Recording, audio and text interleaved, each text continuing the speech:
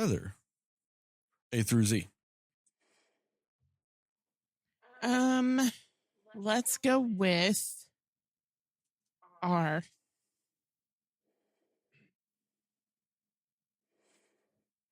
A favorite of a lot of people's. Typically in the slasher genre. That rated R fare, if you will. Tony Todd passed away today. No way. Oh, no. That's upsetting. I did not hear that. Yeah. Star of recent movie where you talked about The Crow, the original Crow. He was in that. He's in most of the Final Destination franchise. Plays like the Mortician, which is like a stand-in for death. Was an episode of Smallville. Played a man that shook a lot. And I was about to say, yep. Most importantly, he is Candyman. He is the Candyman. That's a huge bummer. Yeah. It sucks. 69. Passed away today. Was it old age or something else? I don't know if they know right off the bat. It just says cause of death was not disclosed. Yeah. He died at his home. Oh, yeah, I forgot he's in The Rock. Michael Bay's The Rock.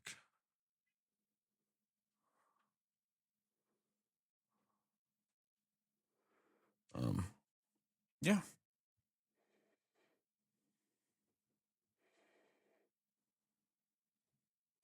Outside of that, you guys, what else you guys got? You guys got anything?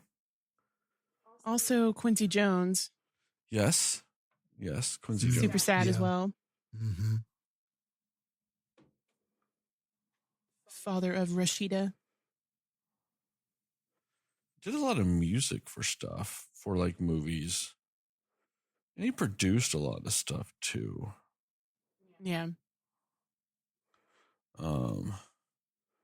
Produced In the Heat of the Night. Well, he did the music for. He was the conductor for that. But produced the newest, even Color Purple. Was a producer on the new Bel Air. I think that's also because he was a producer on the original Fresh Prince of Bel Air.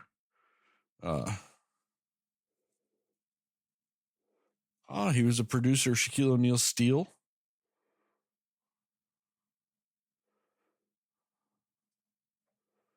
I remember that money. Do you remember that movie, Jastin? Do you remember the movie Steel? Yes, stop. What do you mean, Jastin? Stop. I was just going to ask, do you remember that scene whenever he was like, I can jump over this roof? If you care about me, you'll stop doing this. Do you remember when he was arguing with that lady? And she was like, you can't jump that. And he's like, yeah, I can. She's all, but you're wearing like 500 pounds of armor. And he's like, man, I don't give a shit about no physics. And he's all jumping and shit. Could this get any worse? Jastin, I thought you had fond memories of the movie Steel. I thought I remember very distinctly once that you were like, man, one of my top 3 superhero movies of all time was Shaquille O'Neal's Steel. I hate you. Stop it. Did you not say that, Jastin? No one who deserves to be alive should say that. Just stop it. All right, Jastin, you could just say I was wrong. I guess I got it confused with something else. Mm-hmm. Were you talking about that movie Real Steel, where Hugh Jackman was a robot boxer? You talking about that one? Oh, I forgot about that. That was where. Do you remember the end of that movie? Think of that. Do you remember the end of that movie when he's like, "Hey, robot, shadow box me," like to like fight the other robot? Oh no, our joystick's down. He'll just have to watch me. He's like, on the side of that ring, and that robot's just like, yep.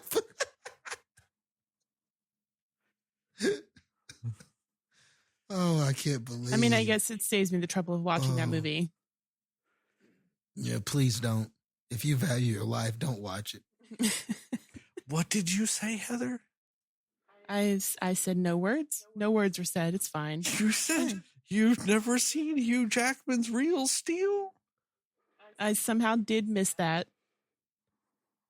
But I know what it's about. Even before this, I knew what it was about. Oh, no. I mean, I've seen it 5 times. No need to buy it so that we could all watch it. Oh, it's too late. I already bought that. Stop purchasing. Don't do it. I already bought it. It was only $5. I'm sorry, Heather. I did it to myself. Oh, I deserve this. It's fine. Steel is only 10.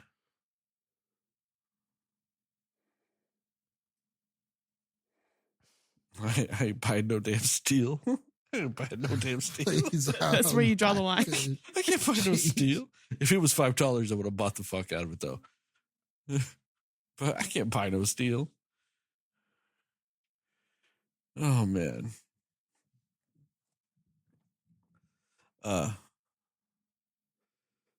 What else is there?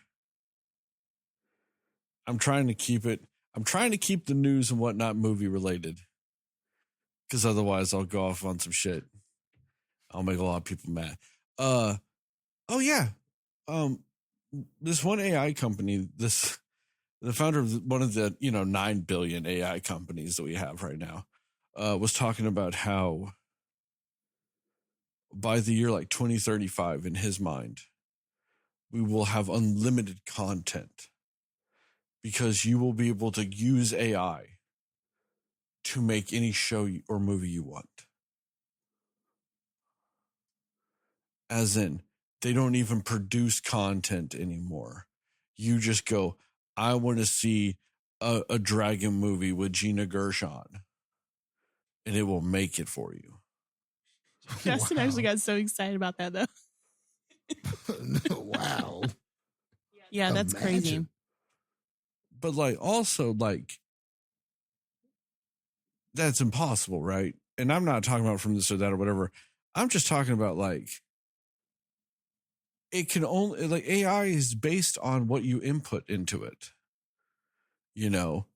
If I give it a bad genre, like dragon movie, for every good movie with a dragon in it, there is 97,000 bad ones.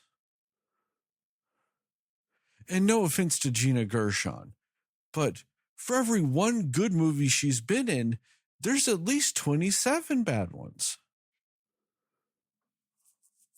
If I go out there and say Gina Gershon dragon movie, I'm not going to get the movie I want. It's going to be real bad. Let's be real here. Dragonheart remake with Gina Gershon. Do you I put half of my heart into this prince. Therefore, if he dies, I die. Oh. But hey, let's run around and fake kill each other to hustle everybody until we learn a lesson and kill the prince. I don't remember the end of that movie. I think they kill the prince, right? They kill the prince. Yeah. So the dragon dies too. Mm-hmm. But they learned friendship. Too bad I've never seen it. I'm just kidding. I have seen that one. I was about to say, you haven't seen that with Big Dennis Quaid? I have seen that one, yes. And with that Sean Connery.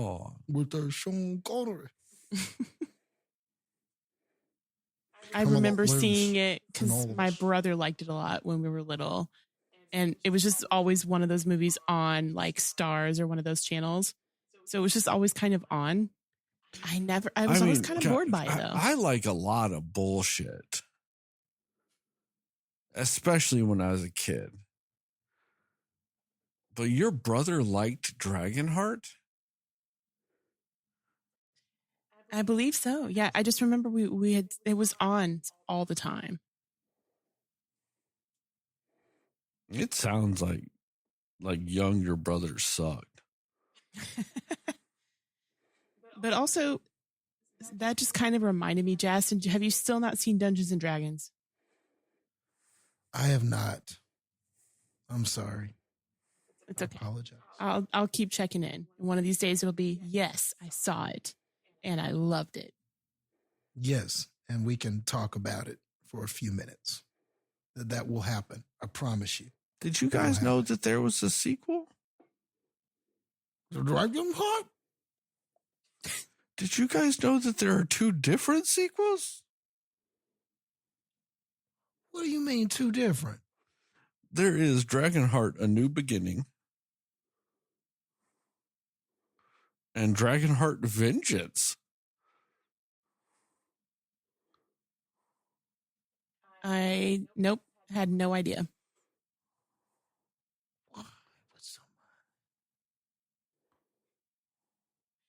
Jastin's getting a bunch of just truth bombs today that he does not want. I did not want them. What a horrible night this is. And the sad thing is I can't. Oh, they're $1,200 each. Guys, it's not that there's 2 sequels. Apparently, Dragonheart is a 5-movie epic. There's Dragonheart, A New Beginning, which I brought up. But what I didn't know existed was Dragonheart 3, The Sorcerer's Curse.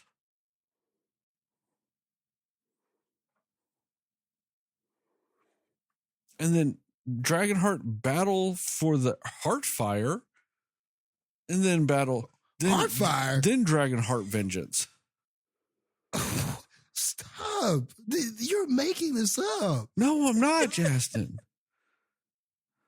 So Heartfire? Each of these movies is $15 each. With the exception of the first one, it's only $5. But I could buy all 5 for $35.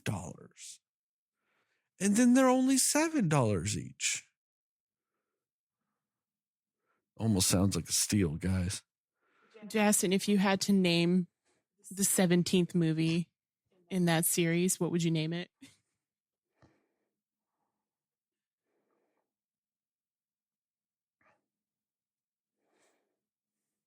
Well, Heartfire's taken.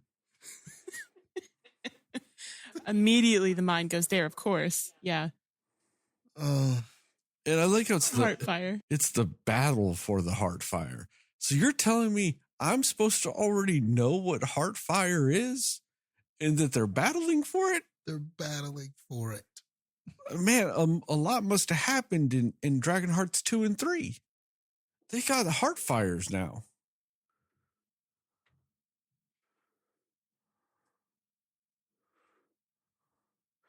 Wait, and Patrick Stewart voices the dragon in one of these.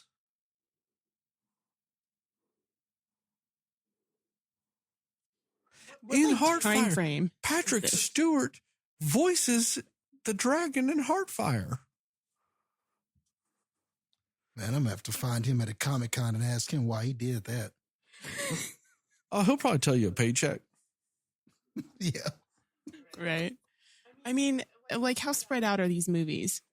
So, all right, the first one came out. Let's see. First one came out in 1996.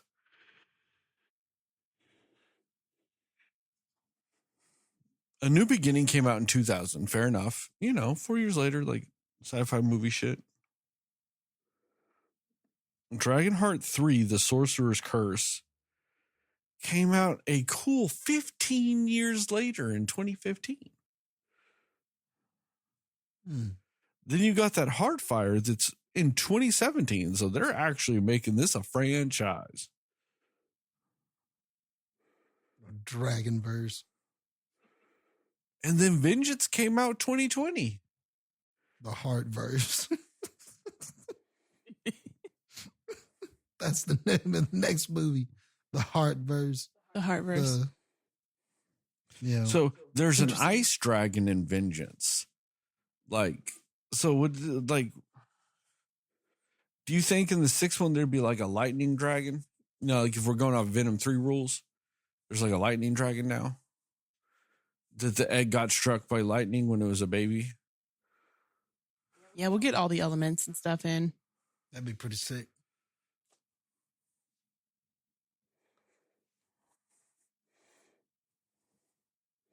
I'm gonna keep an eye on this, guys. Not buying it yet. You really don't have to. Not buying it yet. It's really nice of you to be so considerate, but trust me when I say you don't have to do it. Jastin, I don't have to do a lot of things. I didn't have to buy real steel just to make Heather watch it. Or Mantis. Or The Cape, which you still haven't watched yet. Oh, yeah, I do need to watch that still. The Cape. All right, I'll report back next time.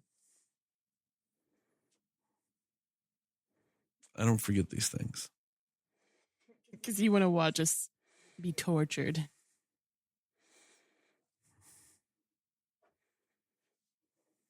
You're so proud of yourself. I'm in pain. Why are you in pain, Jastin? What hurt you? Because of heart fire. Is this what it is to have heart fire? Huh? Is this a medical condition? No, is that the problem? I think you just have heartburn. Did you eat something spicy?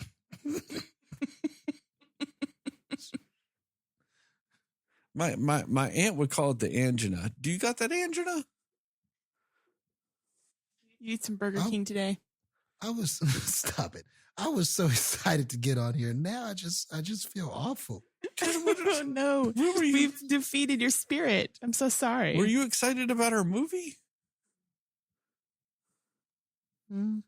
I think he's still upset about our pre-recording conversation. We don't have to tell the viewers. We won't. I'm just saying I think that's what he's actually still upset about. Guys, let's make Jastin feel better. Everybody just send him pictures of Nicole Kidman. Any picture you want, just send him pictures of Nicole Kidman. Circa 97 Nope. No, I'm kidding. Any of them. Others era. Any of them. Mostly screenshots from Aquaman if you can. He prefers those the most. He does not react weirdly to those at all. She had a perfect nose. I feel like there was something else I was going to talk about, and it skipped my mind again.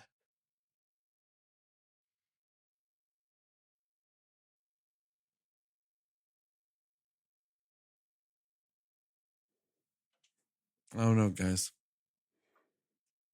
I got nothing else this week in the entertainment world anyway.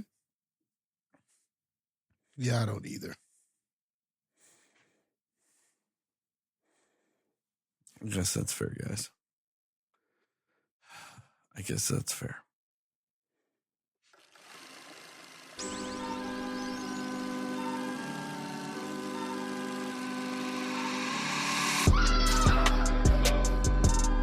Somebody will listen to me. Nobody knows anything but you.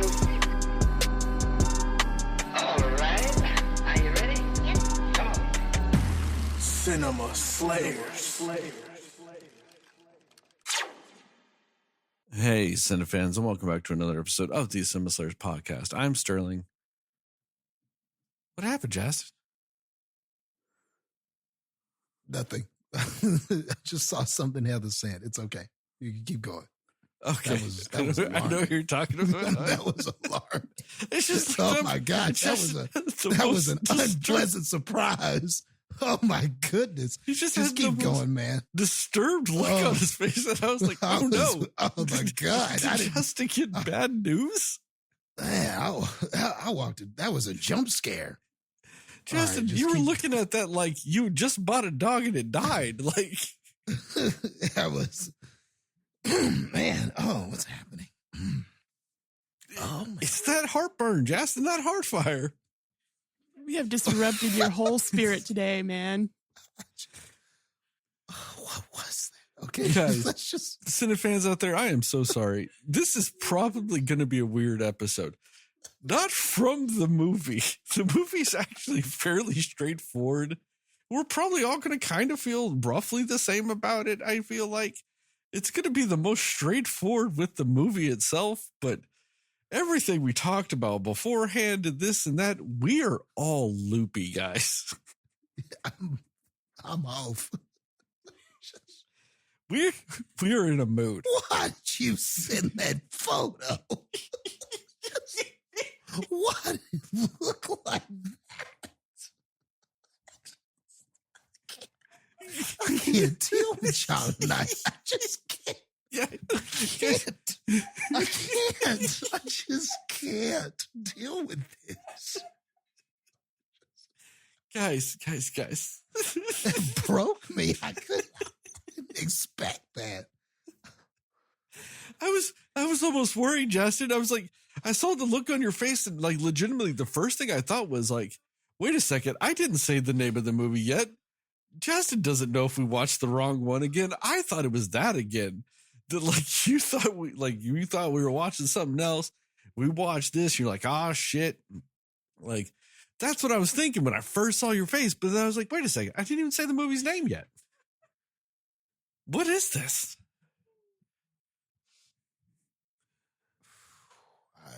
I apologize. I was just trying to get a glance real quick. I was like, oh yeah, she did send a photo, and I was just trying to hurry up and get a quick glance, and something happened inside. I'm sorry. Just, that triggered me. That was difficult. It didn't faze me. I've seen that shit before. No, I really do feel bad, Sin fans. We'll move on. We're talking about shit we know, and you guys are all sitting there, and we're just being rude. Yes. Because we actually don't want to be shitty and say what it is. Hey, Sin fans. Welcome back to this episode. We're just starting over. Welcome back to this episode of the Cinema Slayers podcast. We are here to talk about what we liked, didn't like, everything in between with the new movie Conclave. We will go spoiler-free recommendations and scores and then into a more spoiler-centric section. Time codes in the description to allow you to jump around if you so require, in both audio and video formats. And with all that, Heather, what is your conclavian opinion about this movie? Let's form a conclave to talk about this here movie. Yes, I like it. I really liked this film. I thought it was really good.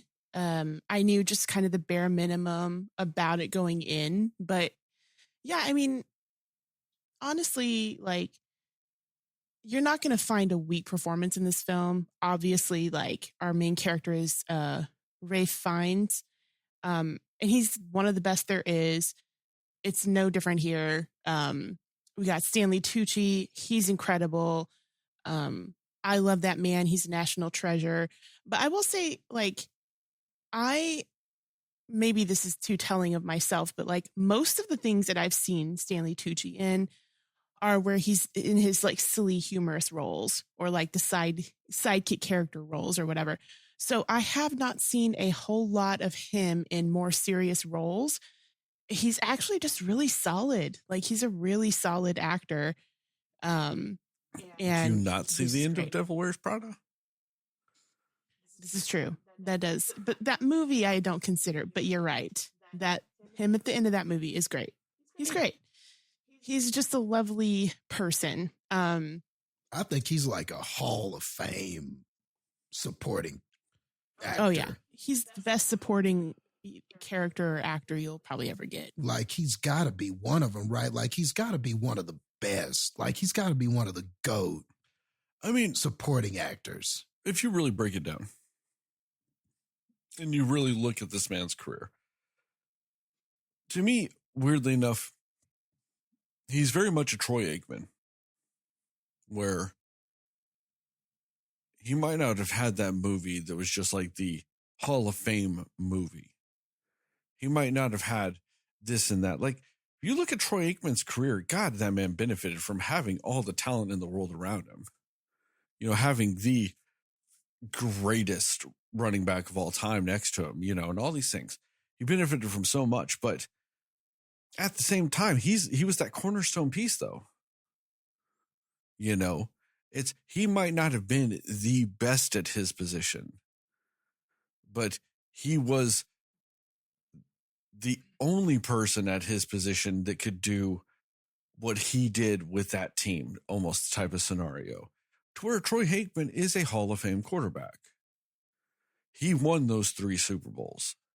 Jimmy Johnson put those teams together. You know, you had Emmett, you had Michael, you had Dion, you had all these other pieces and all these other important parts.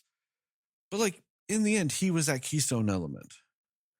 And to me, Stanley Tucci's a lot like that. Like, he can sometimes be the best thing in a movie, you know, but more often than not, he is just that guy that becomes the centerpiece of a movie. He's that linchpin. He's just that, you know, if you've got somebody going, you know, over the top here or doing this and there, like, he is that guy that you can build a cast around because you know he will deliver no matter what. So you give him his part, then you can fill in all these pieces because you're like, hey, that part's set. You don't even got to worry about it. And he's like that type of actor to me, to where, you know, he'll have a game here and there that is fantastic. And he'll have some games, you know, be in some movies that aren't that fantastic. But in the end, you're just like, man, you know, like Jastin said, that's that Hall of Fame shit.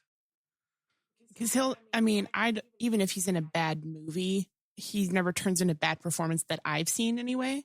Like, for example, I'll take the very infamous Burlesque for what it's worth. That man is the best thing about that movie, honestly, in my opinion. He's in one of the fucking Transformers, like 3 or 4. Not even in one of the like quote unquote good Transformers. He's in one of those middle motherfuckers that people forget that they watched. He's also the one of the best things about Easy A. He's in that movie for a total of maybe 5 minutes or 8 minutes tops. And he's single-handedly the best, like, scenes of that movie are him, for sure. And that's saying a lot, because Emma Stone is great in that. But I'm just saying, like, him as that side character, as the dad for a little bit, I mean, you can't touch it. It's so good. It's hilarious. And the thing about him that stands out to me is it doesn't matter what kind of support he is. Sometimes the supporting character is the funny character. Sometimes the supporting character is like the good friend in like a heavy drama or something. The emotional support or something. Yeah. Yeah. Sometimes the supporting character kind of in this movie where I wouldn't call him, he wasn't the antithesis of the protagonist in this. Not really like that, but he is like one of the important people, allies, or I guess you could say that was close to the protagonist in this. Yeah.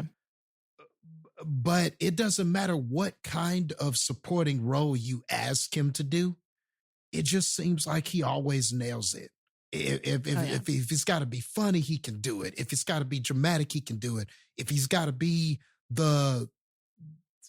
hasn't he been like he's done some villainous stuff before, right? Oh yeah, where he was the murderer in that Lovely Bones movie. Yeah, like he's just done a lot of different things, which another movie that's not really good, but his performance is really good. Yeah, so it's one thing to be a supporting character, but he's one of those few, I think, where it doesn't matter what type of support you ask him to do, he can do it. And to me, that stands out a little more from like those people who are kind of character actors or supporting characters in other movies. And, you know, sometimes we all know them. I can't just rattle off a bunch of names right now, but if you think about it long enough, you can probably name some. They're good supporting characters, but they're the same character every time. They're the same kind of supporting character every time. There's even leading actors that are like that in some regards too. They're very good at what they do, but they are one lane. You know what I mean? Yeah. And he's just different lanes. He's whatever you need him to be. He's a chameleon. Yeah. I mean, that's a good word for him. As much as I love this man, but Brendan Gleeson is that. Mm-hmm. Brendan Gleeson whether he's a main character, side character, whoever, he's typically big angry man. Yeah, he does that very well, and he can add. Don't get me wrong, he can add layers to that, but like at core, big angry man type of thing. As much as I love Tom Cruise, this ain't Tom Cruise of the 80s and 90s doing all kinds of different shit. Tom Cruise is just Ethan Hunt now. Like, that's Tom cruising around. That's what he's become. He's Ethan Hunt. But I do think it's a disservice sometimes to negate what he has done in the past. I think too many people are quick to, like, when it comes to Tom Cruise, to just act like that's what he's always done. Like, he wasn't doing all of these different things in the 80s and 90s. And I think people should just be fair to him for that. But now, yes, Ethan Hunt. Like, that's what he is. Yeah, that's what he is. Vin Diesel does that a lot. Outside of Groot. There really are just some actors that just constantly do the same thing. I mean, if we're realistic, Ryan Reynolds is kind of Ryan Reynolds in everything he does. There's not terribly that much difference in some of those things. And it works. But I think all that is to point out, like, Stanley Tucci, the only time he repeats a damn thing is when he's playing the same role in a sequel. Right. I mean, has he ever been the leading person in a movie? I'm sure. I mean, or like the main, like, protagonist or anything. I mean, I'm just trying. I'm sure he has at some point, but I've just never seen him as a lead. He's always been a supporting character in what I've seen him in. And I was just going to say, like, he should be the lead in things. Kind of like the guy from Late Night with the Devil. Like, he should be a lead in more things. He's always a supporting character, and he's great in all of it. But giving that opportunity for him to just be a lead, one time you just see he has more potential than, like, the roles that he does even. And I just feel like, Stanley Tucci could easily be a lead role and a main character, and people would probably love it. I feel like there's probably these, like, more indie films that he's done where he is kind of a lead character, but I just haven't seen them. So he probably has been. Based on what I'm seeing, he just doesn't do movies that kind of have a single lead for the most part. One of the closest ones, because sometimes you can just look at the poster. And so it's like, he's the guy on the poster, right? So, just kind of an easy cheat to it. There's a movie he did in 2020 with Supernova with him and Colin Firth. But it's kind of a buddy trip movie. So it's not even inherently that there's a lead, and like they're both kind of co-leads, So I think that's what kind of lends into it, is that there's not a ton of roles that he is where he is just the one thing, because he's meant to be playing a part of something. Do part of us think that that's just because he's such a likable person, people just want him in like ensemble things? I also just think that maybe he just loves doing what he does. Like, he just seems like a happy person, honestly, in real life. He just seems so happy all the time. He's in a movie called Larry Gay, Renegade Male Flight Attendant. And this was 9 years ago. Like, people knew who he was. And he's in this movie. Yeah. So he's just that guy that can literally do any type of role. I mean, and now that I'm thinking about it, Hunger Games, he's, very like out there, and he's got the wig on, and he's so just like putting on this facade of like silly and happy, like host guy. Like, he just really can do anything, and it's believable. But anyways, all of that to say, like, I really loved what he did in this movie as well. Like, him as the counterpart, or like that strong ally to Ralph Fiennes character, I just feel like it was such a good dynamic. It was really, really good. It was one of my favorite things in the film, was their back and forth and their kind of relationship that they had. is it John Lithgow or Lithgow? Whatever it is. Lithgow. He's great. You know, he did a great job. Like, you've just really got a stacked, talented cast of people in this movie, which is a good thing because I think you need that for this type of movie to work the way that it does. And they even have, there's a newcomer in this movie called Carlos Diaz. And he is, as far as I can tell, first thing he's ever done. He is a very important part of this movie, and he nailed it. He absolutely nailed it out the gate. Like, he nailed it. And I hope that we see more from him. So yeah, there's not a bad performance in this entire movie. Every performance is super, super good. So yeah, I mean, because all that's great, I mean, that really kind of elevates this movie. And I think you have to have those dynamic and very good performances, because it's a lot of more heavy subject, but also very nuanced sort of subject matter that is in this movie. So I think that the kind of a big key part of this entire movie is the dialogue throughout everything. And I think that the dialogue is so good throughout this entire film, in my opinion. I think it's engaging. I think it's one of those where you don't necessarily have to be familiar with what they're talking about to understand what they're talking about.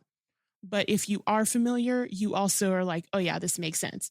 So I think it was smart and really well written to do it that way. And I think that, I don't know, I think there's just no wasted moments, I don't think, with the dialogue that they do. And I mean, you have realistic conversations that you feel like would be happening in this setting, and just people that are questioning motives, they're contemplating themselves even. And the way that they just express that to us as an audience, I think is pretty effective. So yeah, there's just there's a few scenes that I think are pretty powerful, and they're a little bit of a pleasant surprise because they don't really, they don't just give you the things from the leadership perspective. They kind of also give you insight into these specific characters and what their mindsets are going into this thing that they're not expecting to have to deal with. You know what I mean? But they have to kind of coincide and deal with their own personal struggles and things that they're dealing with, on top of, we still have to be professional here, or we still have to do what we need to do here. And the way that they toggle between those two things in this film is, I think, really well done. Yeah, I think that there's actually, and I know we'll talk about it in spoilers, but there's actually a really good scene in the movie where Ralph Fiennes' character has to address everybody about what's happening and trying to find the new pope. And it's the best scene of the whole movie for me. It's really great. Yeah, so I think that the dialogue is great. I think the story is also being told in a really good way. Because if it wasn't done as well in the script, this easily could have been forgettable or even boring. But I was invested in this, and I just think that it's an engaging story, and it's just interesting learning about some of these things that I probably wouldn't pursue to learn about on my own accord. So it was an interesting thing to bring into a movie, and I'm glad that they did. Aside from that, I think the score is really good. It really adds a lot of tension and suspense to those moments where it needs that. And I think that, yeah, the score is really excellent. And I just think that it's really well paced. I think right from the start, it just jumps right into it. And even though it does do that, it still has a specific progression of that. And it's very clear where the story is going, I think, from beginning to end. So I did appreciate that aspect about this movie as well. So yeah, I really liked this. Jastin, what about you? Yeah, I think I fall in a similar place. I also liked the movie. Sterling kind of joked the last podcast we were on. He was like, well, it's got a bunch of talking, so you'll probably like it. But I guess the other part of that is that I don't just like talking. It's got to be good talking. It's got to be engaging talking. Typically, I do like a film that's heavy on dialogue if I feel like the film is mature enough and smart enough to do that. Because, like you said, Heather, a talk fest, if you will, can be really boring if you don't have engaging acting, engaging dialogue, engaging characters, an engaging story. And this, fortunately for us, has all of that. So even though you are not seeing much as far as action and things like that, it almost feels like you are.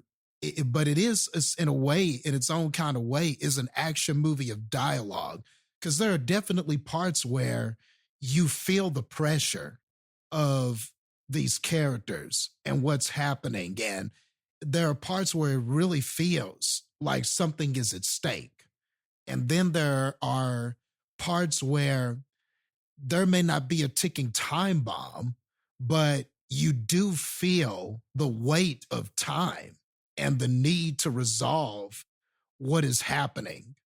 So that is something that you definitely feel. So we may not be watching somebody cut the wires of a bomb, but in a way, it's almost like that's what it feels like. It feels like we are trying to solve this problem, and we have to do it in a certain amount of time because there are repercussions the longer it takes. So I kind of like how that even that perspective was kind of put in there, because there was a time in the movie where I was like, man, this could take forever. But then they talk about why it can't, and what they talk about makes sense for what's going on. Interesting that we watched this movie around this time because this was election week. And so when you're watching this, you can't help but think about how some of these cardinals mirror viewpoints, perspectives of things that you were familiar with hearing probably all week. Like a lot of the viewpoints, there are cardinals where you could probably characterize them as on the left. There are cardinals that I'm sure you could kind of characterize as they seem like they're a little more on the right. You got some traditionalist people. You've got some people that want to change the status quo. So all of that is sort of wrapped up in here in this sort of political but religious but like thriller drama.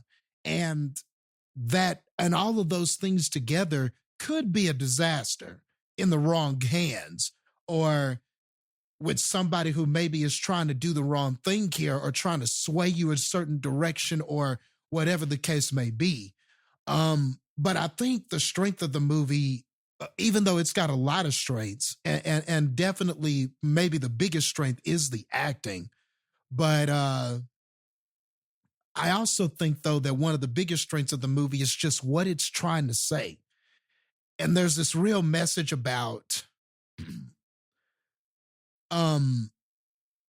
uncertainty and sort of embracing the uncertainty of things, because if you have too much certainty, it sort of kills the idea of faith. It sort of kills the idea of believing in something, believing in someone. And so what a very interesting movie that, without saying too much, it's a very interesting and somewhat ironic movie that we are trying to be certain about our choice, but we are all in an institution that is supposed to be based on faith and not being certain about things. So it's very ironic in that way. It's very but timely. I found it, yeah, but I found it very meaningful in that way. And it almost speaks to kind of just how ironic these institutions, decision-making processes, and people can sometimes be, just with everything that's going on.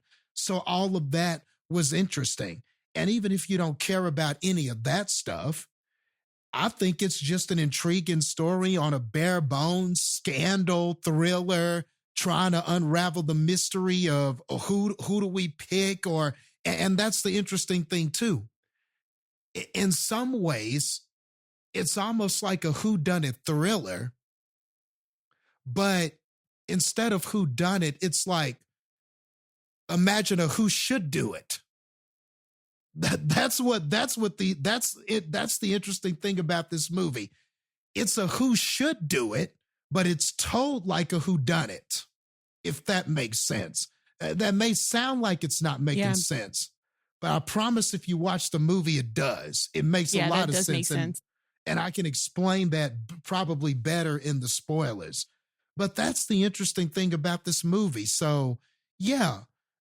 And in that way, it makes it very different from the field, just from what we've been watching and the movies that are available to watch. So I think it gets points for being unique. I think it's very mature. It's very timely for what we're feeling right now here in America. So there's a little bit of that. And on top of that, you get some excellent performances. It's got an excellent cast, and Ralph Fiennes is fantastic in this. You know, he definitely was charged to carry the movie, and he does do that. And he has to do it alongside a lot of actors that are doing a lot of great acting along with him. But he definitely carries the film. So, yeah, it's a very good film. It deserves the praise that it's getting. It is every bit what it's being praised as it is. It's a very, very well made, very well crafted, excellent film. I do think that Ralph Fiennes and Stanley Tucci should get like Oscar noms. I wouldn't be surprised, and I actually think they should for like best actor and best supporting. I think that would be really cool to see. I wouldn't be surprised. I really wouldn't if they got something like that. And even Carlos Diaz, if he snuck in there and got a nomination here and there as a support, I could kind of see that too. So, yeah, I wouldn't be surprised by any of that.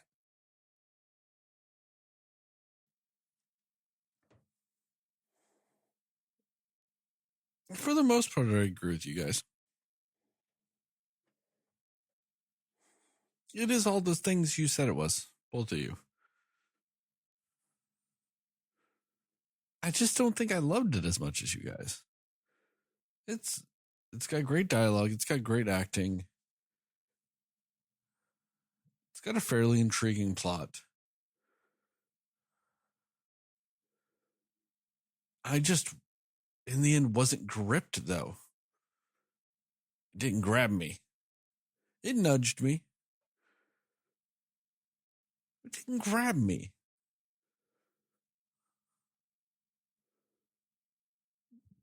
But I don't necessarily disagree with you guys. It's kind of that weird thing of like, I'm like, yeah, completely agree. It's all right. Like, it's just that last little bit, though, that's different. It's just like my feel with it, the vibes, I guess, if you will, or my vibes with it. It didn't quite line up the same as y'all's did. Maybe not like on that emotional connection level or something, or like relatability or something. I don't know. Maybe. I thought that there was some unnecessary elements in the plot. There's like a little subplot in this movie that I'm just like, we don't need this. We don't need this at all. This is just be some bullshit. I didn't like that. But I mean, it's fine. Great acting. Stanley Tucci was great. Ralph Fiennes was great. John Lithgow was great. That guy you were talking about, I know who he is in the movie. Don't remember his name in real life. Carlos Diaz. Yeah, he was great. Everybody great.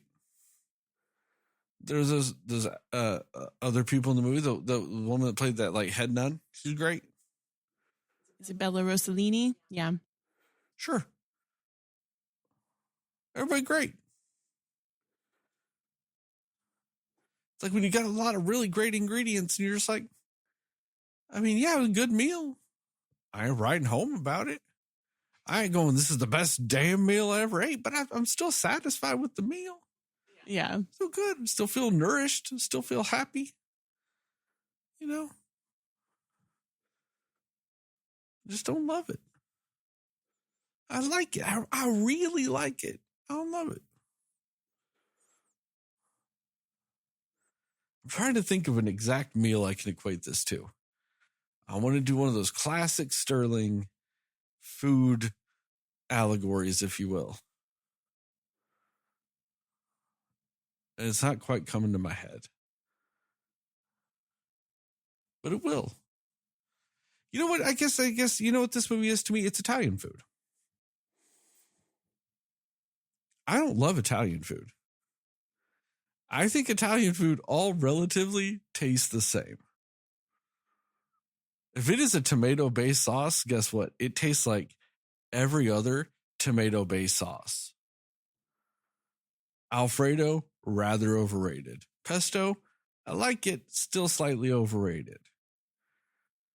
Like, the best Italian food I've had is only mildly better than Olive Garden,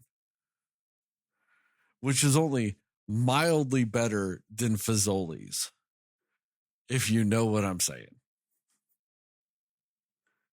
I don't get the point of going somewhere where they're like, oh, this is hand-rolled pasta and it's all fresh and this and that and blah, blah, blah. It's going to cost you $30 for this thing of pasta. When I'm like, man, I can go to Walmart and buy this shit and make that for about $4.22.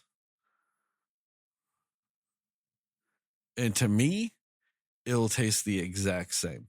Now, maybe if I go to Italy, it's all real shit and it tastes, and I'm like, okay, I get it. But I'm just saying, I've had some expensive ass, supposedly very good Italian food in this country, and it doesn't wow me.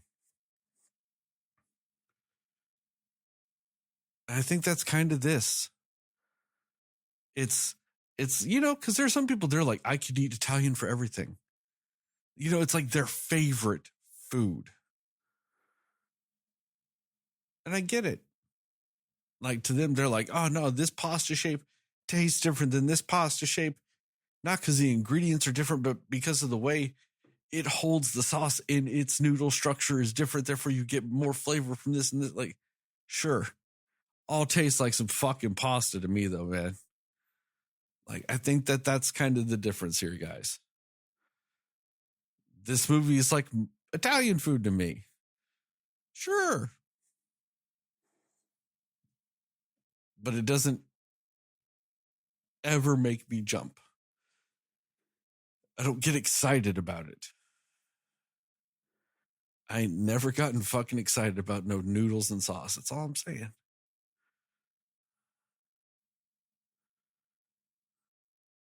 I think that's it. I don't feel like that's the best analogy, but I think it's a good one. I think it kind of helps people understand my mindset. That's it. That's all I got to say. Because like I said, I don't really disagree with you guys. I have to explain the vibes. That's the only difference I really have with you guys. So that's what I got to break down. Recommendations and scores? Yep. Recommendations and score. What you got, Jastin?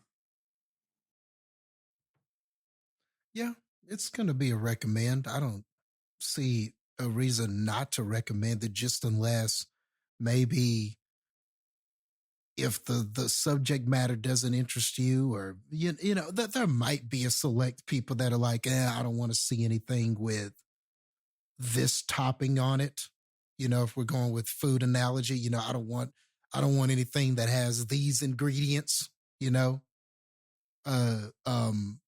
You know, some people may not be into it's got the Catholic Church dressing and all of that kind of stuff. So I don't know. Some people may or may not think it's their cup of tea. So I get that. But honestly, I think that if you're just looking for but if that's not you and you just like good movies, I mean, good stories, you like some powerhouse acting, I feel like it's a little bit more mature of a script and subject matter and stuff like that. So I think people like that, I could recommend this to. You know, I don't know if I'm going to recommend this like, oh yeah, this is the ultimate date movie or anything. I don't think it's that, but you know, but there are definitely people who fit the bill for this. You know, people who are like their films. Oh, go ahead. I was just going to say, one of the things you're talking about, it's a very mature film. Yeah. But weirdly, it's just the tone of it all. Like, because I think it's a nice distinction to also add. This is a PG movie, but it is still very mature. So I don't know. Like, I think thematically, I just think it's going to go over the head of children.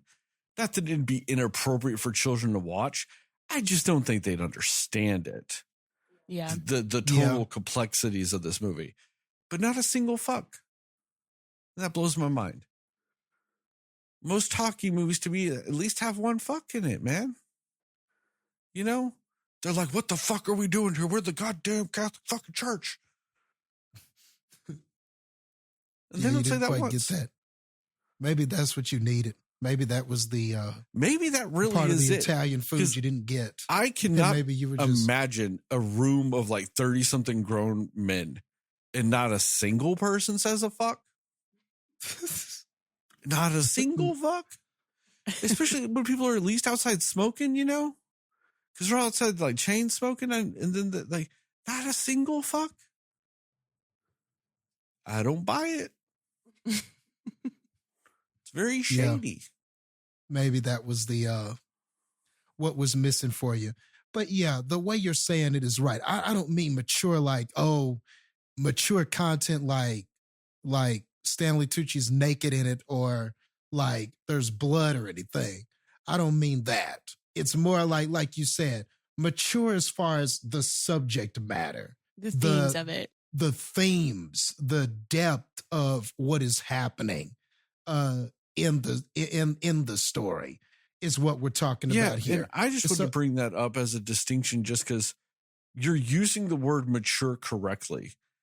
Mm-hmm. It's just when most people say that about a movie, they mean the other type of mature. Yeah, like, mature audiences, and that usually means the content is you were using violent it or 100% correctly for this movie. It's just weird when you talk about movies and media in general. It can flip that connotation. Mm-hmm. But I wanted to point out, though, that I like what you're saying with it, though, of using the word mature, because that's so fitting, if not the usual context in which it's used. Mm-hmm. And to be fair, and that's not to say that if you're, and I'm not even trying to insinuate that if you're like, if you don't get this, you're a dummy, or if you're too airheaded, you may not like this because it'll go over your head and you won't be able to comprehend the complexities of the conclave. I'm not even really saying that either. Some people don't like movies like this because they don't feel entertained by this. Like, they want to see something funny. They want to see something silly. They want to see something dumb. Sometimes people just want to go to the movies and see escapist entertainment. And that's not quite what this is. You know what I mean? This is that other side, that, again, that word, our magic word for today, the mature side of it, where it's more analytical and like thought-provoking and methodical, and that's how this is trying to entertain you. It's not trying to entertain you with comedy and like lightheartedness or anything like that. That's not, though you could argue there are some tender moments and things of that nature, but but it's not trying to entertain you in the way that Inside Out 2 or Deadpool Wolverine is entertaining you. So, if you're not in the mood to see something like this, you may not want to see it. I'm not always in the mood to see something like this. So, so I just want to be fair in that way too. But yeah, but it's good, man. I think we've said enough about it for this part. We'll give it 85.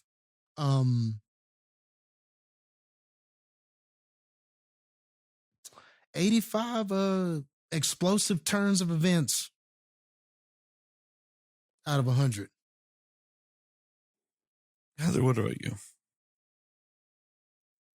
Yeah, I would also recommend it for sure. Yeah, they do have the very mature themes about it, but it's very thought-provoking. It's very, in ways, very inspirational. It's intriguing. It's an intriguing story, and you get excellent acting. There's going to be some character, I think, that you'll find at least a little bit to relate to, maybe not very perfectly relate to them, but I just think that there's very relatable characters with relatable flaws or relatable ways of thinking that you will appreciate and enjoy in this film. And honestly, it really is oddly a very timely film for what's happening in our world right now. We just had an election and all these things. It does have some things there that make you think about that. It's hard not to make some comparisons and some parallels with that. And I think that kind of made it a little bit of an extra interesting thing to watch right now, because of just, if you're invested in anything going on with the election, it's just going to really pique your interest a little bit more, I think. But yeah, I think it definitely, it's going to be for specific people. Again, if you're just I just like action movies, or I just like fantasy, or, you're not into just movies where it's specifically only dialogue, then you're probably not going to choose this film. But again, I just don't think that there's anything about these films that I think I would say you shouldn't watch it for this reason. So yeah, I would definitely recommend it. I think it's superbly acted. I think it's a really cool story. And I got a lot out of it. I think it had some really powerful moments in it. So yeah, I'm going to give it, I was going to just go slightly lower than Jastin. So I'm going to give it an 83 broken seals on the Pope's door out of 100.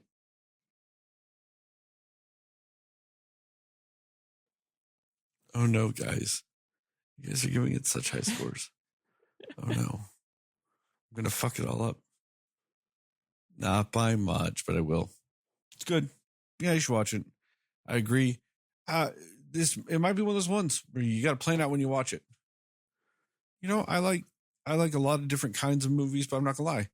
There are times, like Jastin said, I want to deal with some shit.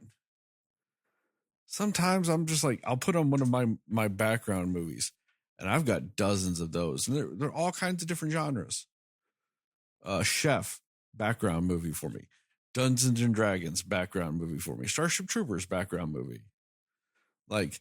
I've got Congo, Phantom, Shadow. All right, those are all 90s movies for that group of them. But the Shadow, the Phantom, Congo, all background movies. But I've got these certain things. Sometimes I need that. But sometimes if you really want to be, if you want to have a mental challenge and all these things, and watch something that has complex themes and motivations and, those types of things. And this is a fantastic version of that to watch. But be warned, you might need to be in the mood for it. This might not just be something you're just oh man, I had a really long, exhausting day. let's watch Conclave. You know, like it's not always that type of movie, and that's fine. But this movie is not so draining or anything like that to where I could easily watch this again. You know, this isn't a movie. I could easily put this on and watch again. I don't think it's going to become one of my background movies, but yeah, I could watch it again. It's not like that. It's just, yeah, you got to be in the right kind of headspace for it to really absorb what's going on. Sorry, guys, but I got to be my authentic self.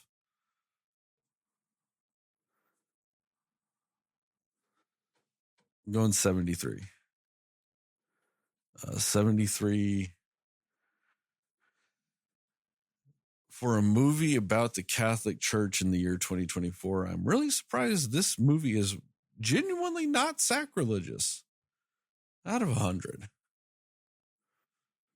Honestly, that's about where I expected you to land, in the 70s. I felt bad because you guys were like, oh, look at this, 80. I'm like, oh no, I'm just not there. Cinescore on this is an 80 though. So you guys do win the Cinescore battle. It's cool. An 80. Spoilers? Let's do it. Yep. Spoilers. I'll just come out and talk about what I wanted, like my big issue with the movie. Like just no matter how you dice it, I did not like the whole terrorism bullshit side plot they had going on in this movie. I didn't like it. I just feel like that's an easy scapegoat. Oh, we're the Catholic Church. The Muslims are going to attack us. You know, it's that, like, these terrorist attacks, especially to that scale, are nowhere near as common as they were acting in this. They'd mentioned that there was like a bombing earlier in that week, and yet they could so easily get in Vatican City through the Swiss Guard to where they were at to have that other bomb go. I don't buy it. I don't like it. I think it's just a little too easy of a way to write in some conflict at the expense of someone else. I just didn't really feel like that was truly necessary to what this movie was. Like, that's to me like the only big glaring flaw to me were those elements. Like, and I get it. Like, you got what's his name's big speech. You got, Ray Fine's speech. You got, the other guy, the guy that becomes new pope. You get their big speech, Also, I guess, okay, I lied. That leads to another big flaw of the movie to me.